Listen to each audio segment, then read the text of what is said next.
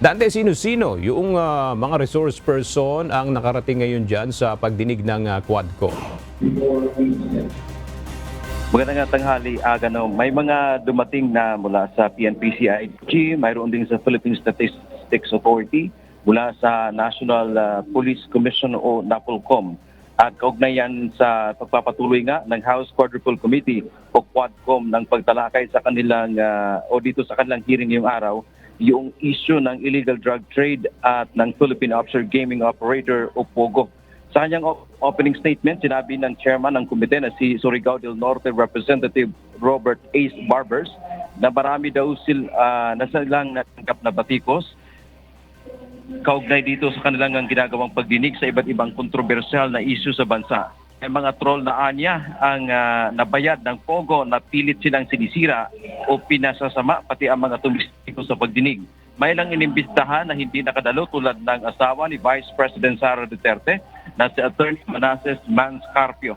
May ipinadala itong sagot sa imbitasyon ng komite at marami daw itong kaso na ngayong araw na pinupuntahan. Inimbitahan din si dating overall Deputy Ombudsman Arthur Carandang pero wala itong kumpirmasyon na dadalaw sa Matala. Hindi rin nakarating sa pagdinig si dating Mandaluyong City Police Chief Colonel Hector Grijaldo.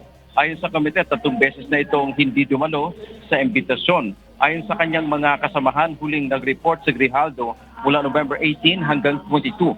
Si Grijaldo ang nagbulgar sa Senado na pinilit siya ng 2 Quadcom co-chairman na aminin na may reward system para sa mga rogue policemen at hitmen na makapapatay ng drug targets sa panahon ng nakaraang administrasyon ni dating Pangulong Rodrigo Duterte.